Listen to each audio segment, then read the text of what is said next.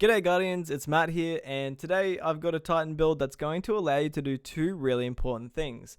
The first is that it'll let you have your Thundercrash up all the time, and the second is that it'll level your Thundercrash up to give the maximum damage possible that the game can currently do at the moment, excluding of course opponents getting affected by any debuffs. The gameplay loop is very simple. You string together some ballistic slams, collect some elemental wells, and soon after you'll be ready to Thundercrash. But before we use it, we'll pull out that brand new Cold Steel perk on that reissued Zephyr that just dropped from the last dawning, and you can apply some stasis to an unsuspecting boss. That is absolutely key here because we'll be utilizing the seasonal mod Focusing Lens, as well as some other mods from the season 2.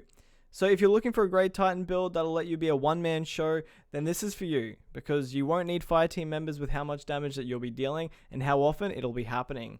So let's dive into the build and let's see how it all works. Back in Season of the Chosen, Titans were blessed with this absolutely beautiful exotic, Cuirass of the Falling Star, or simply known as the Thundercrash exotic. It doesn't need much of an introduction, but if you don't know what it does, it makes your Thundercrash do a hell of a lot more damage, sitting around just shy of double what Thundercrash would do without it. If you don't have this exotic, make sure you farm some Legend or Master Lost sectors before Witch Queen sneaks up on you.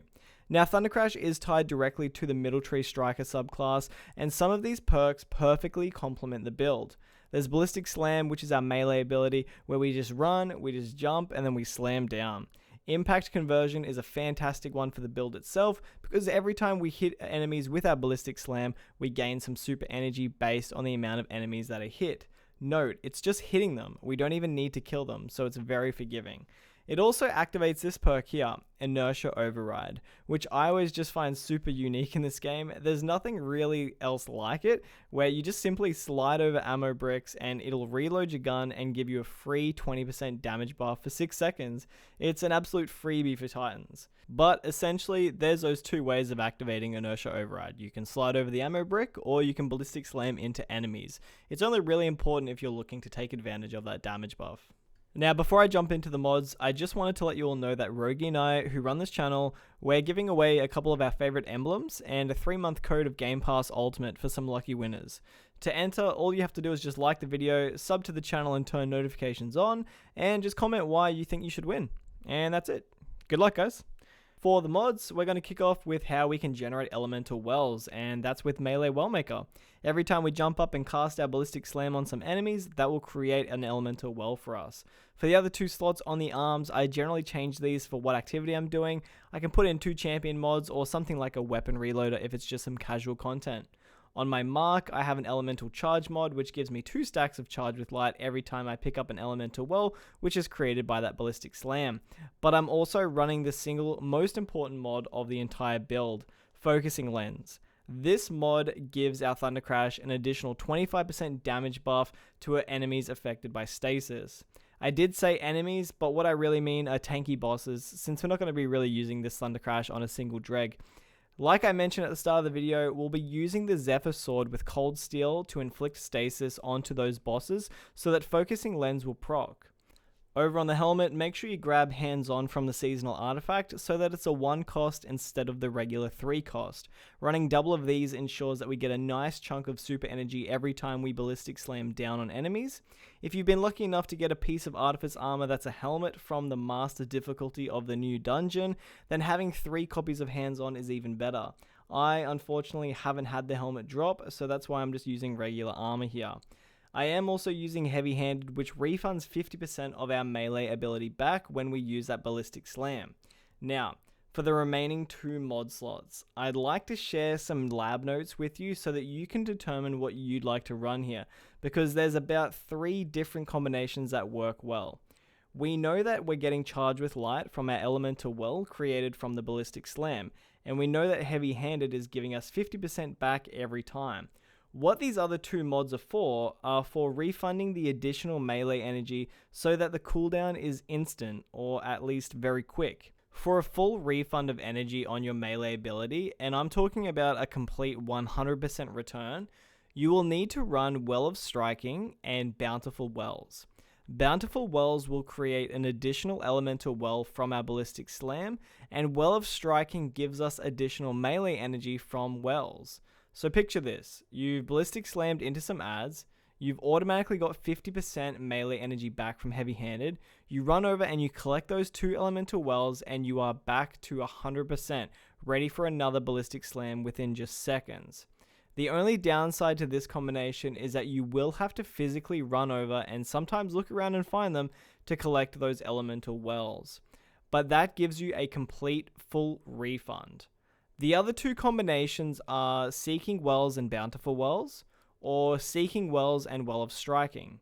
They both give 95% melee energy back, and depending on your strength stat, the last 5% should take around 5 to 10 seconds to tick over to full again. With those 2 combinations, the elemental wells will automatically get picked up after the ballistic slam, but the downside is waiting that 5 to 10 seconds for another one. There is another way to combat that 5 to 10 second wait, but it's by running outreach on your mark.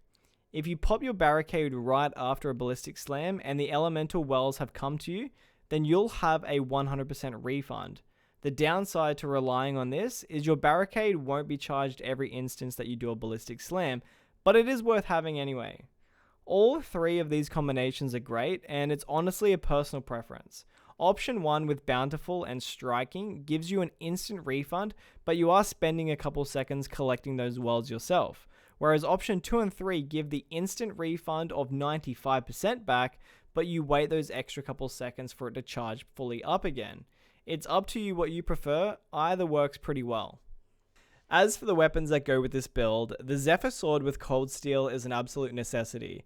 I'm praying to Eva right now that you didn't shard the one that came with the Dawning Quest and that there's one in the vault just waiting for you. This is how we're going to proc Focusing Lens on any of the tanky bosses or champions that come our way.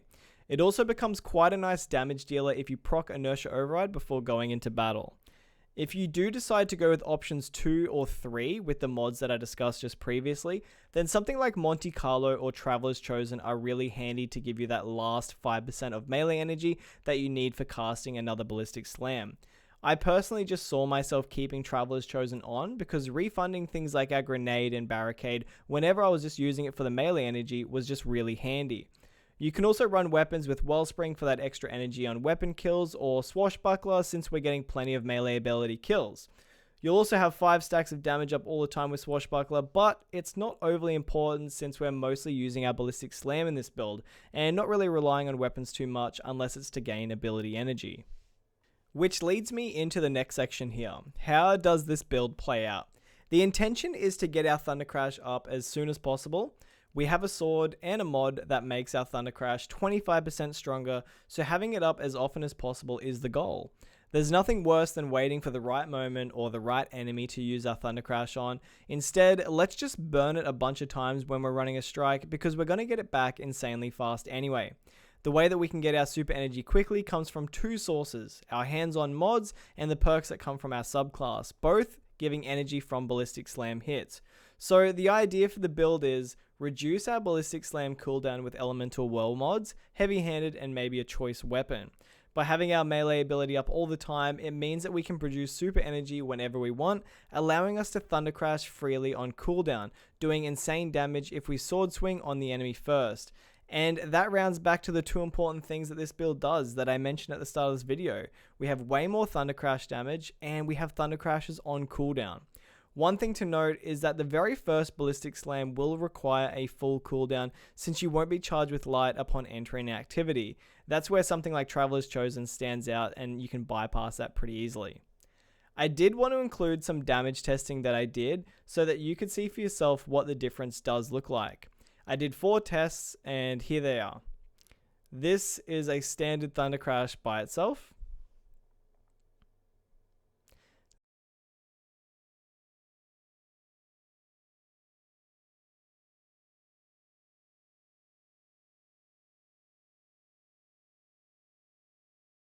This is a standard Thundercrash with focusing lens on.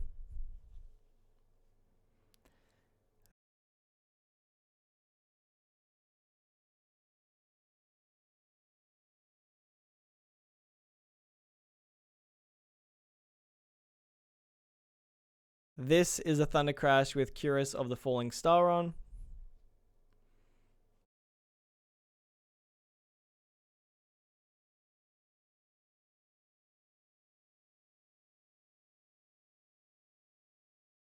And lastly, this is a Thundercrash with Cuirass of the Falling Star and Focusing Lens procced.